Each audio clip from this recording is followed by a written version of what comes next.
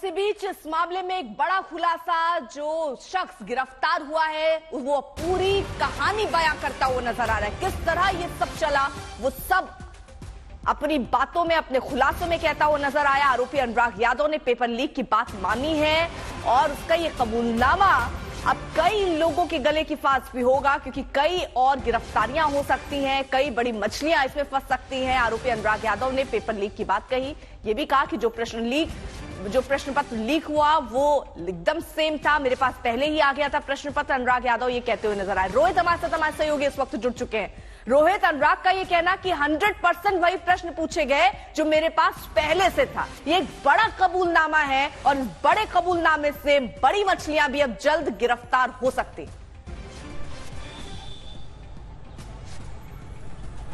जी देखिए अर्पिता, जो पूरा इस वक्त पटना में जो जांच चल रही है, खासकर बिहार में जो नीट को लेकर जो जांच चल रही है, वो इस ओर इशारा कर रही है कि संभवतः ये कहीं न कहीं पेपर लीक का मामला जो है जो सामने आया हुआ है। जिस तरीके के पुलिस ने भी जो है जो जांच कर रही है, ईओयू की जो टीम है, उन्होंने भी संकेत दिया है कि ये पूरा मामला केवल ग्रेस मार्क्स का नहीं है या किसी कुछ बच्चों को ज्यादा नंबर दे देंगे, वैसा नहीं है। पेपर लीक से भी जुड़ा ये मामला हो सकता है, उसी की जांच चल रही है।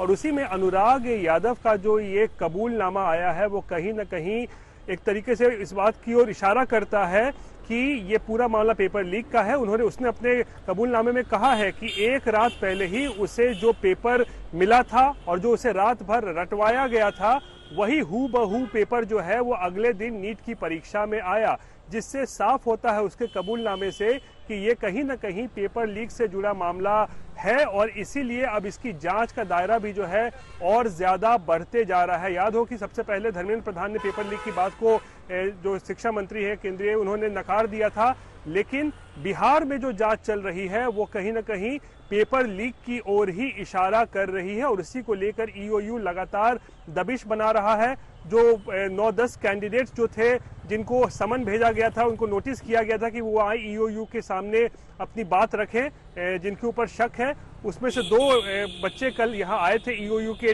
दफ्तर में, उनसे भी जो है लंबी पूछताछ की गई है और बाकी बच्चों को भी जो है बुलाया गया है।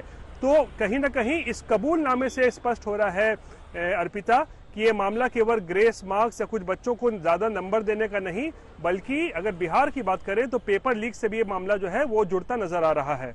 बिल्कुल रोहित, आप नजर बनाए रखिए। अब देखिए, जब जांच चल रही है तो जांच के तार गुजरात तक भी पहुंचे। विजेश दोषी हमारे साथ, हमारे सहयोगी इस वक्त जुड़े हुए हैं। विजेश, क्योंकि इसकी जांच की आंच अब गुजरात तक पहुंचती नजर आ रही है, वहां किस तरह जांच चल रही है, क्या एक्शन लिया गया है और क्या क्या बड़े खुलासे वहां पर हुए?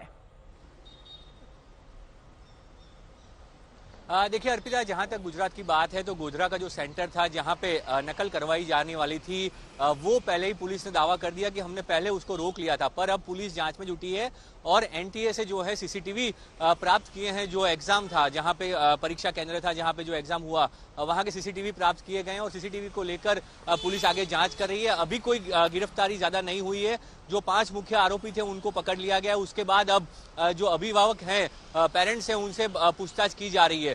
करीबन 30 छात्र हैं जो जिन्होंने एग्जाम के लिए, नकल के लिए जो है पैसे दिए थे, तो उनके अभिभावकों से बात करके पुलिस पूछताछ कर रही है। उनको कैसे ये सेंटर का पता चला, क्यों यहाँ पे उन्होंने सेंटर लिया, क्योंकि ये सारे स्टूडेंट्स हैं ज्यादातर वो गुजरात के बाहर के हैं, तो उनको क्या पहले से पता था कि इस सेंटर में नकल होती है, इसलिए उन्होंने ये सेंटर पसंद किया, क्योंकि ये एग्जाम में जो है सेंटर पसंद खुद स्टूडेंट्स को करना होता है। तो वो चीजें जो हैं वो पुलिस अब जांच कर रही है। अभी और गिरफ्तारी नहीं हुई, पर पुलिस जांच में जो है आगे धीरे धीरे बढ़ रही है। गुजरात में जो मामला है वो नकल का है, पेपर लीक का नहीं है, तो वो नकल के बारे में जो है पुलिस पूरी जांच कर रही है।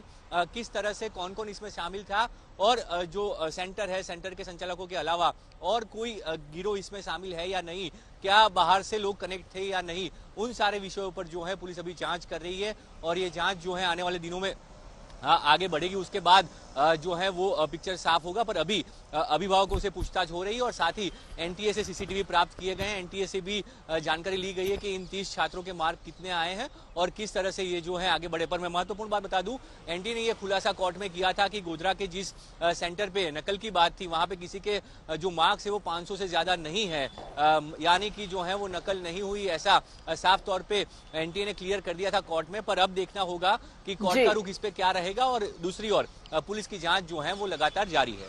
तो एक तरफ पुलिस की जांच चल रही है, दूसरी तरफ अदालत से भी उम्मीद लगाए ये बच्चे बैठे हुए हैं। अब देखिए, पहले नीट में धांधली का उजागर, अब यूजीसी नेट की परीक्षा रद्द कर दी गई है। 18 जून को परीक्षा हुई थी और उसके ठीक एक दिन बाद खबर मिली कि परीक्षा में धांधली हुई। इसके तुरंत बाद बुधवार को केंद्रीय शिक्षा मंत्रालय ने यूजीसी नेट की परीक्षा को रद्द करने का ऐलान किया, साथ ही पूरे मामले की जांच सीबीआई को सौंप दी। इस खबर के बाद सवाल अब पूछे जा रहे हैं कि आखिर नीट की परीक्षा कब रद्द होगी। सियासी दल सरकार पर सवाल भी उठा रहे हैं। हालांकि यही याचिकाएं कोर्ट में भी गई थी, जिसमें नीट परीक्षा को रद्द करने, काउंसलिंग को रद्द करने की मांग की गई थी, जिसपे अभी कोर्ट ने कोई फैसला लिया नहीं है।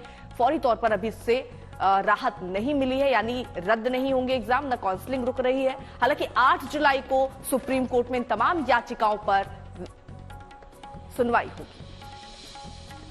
जिस तरीके से नीट के पेपर में धांधली हुई, अब आप देखेंगे हिंदुस्तान का सबसे बड़ा जो रिसर्च का एग्जाम होता है नेट का, उसका भी पेपर लीक इस संस्था ने करा और आज वो पेपर कैंसिल करना पड़ा इस संस्था को। तो मेरी ये दोबारा मांग है बीजेपी की सरकार से, बीजेपी के एचआरडी मिनिस्टर धर्मेंद्र प्रधान जी से कि अपनी आंखें खोलें और तुरंत एनटीए को बैन करें और एनटीए पर बड़ी कानूनी कार्रवाई करें। तो एक के बाद एक ऐसी परीक्षाएं जिनमें या तो धांधली, पेपर लीक या पहले ही रद्द करने की पॉसिबिलिटी बनती नजर आ रही है। ऐसे में सवाल बच्चों के भविष्य को लेकर है।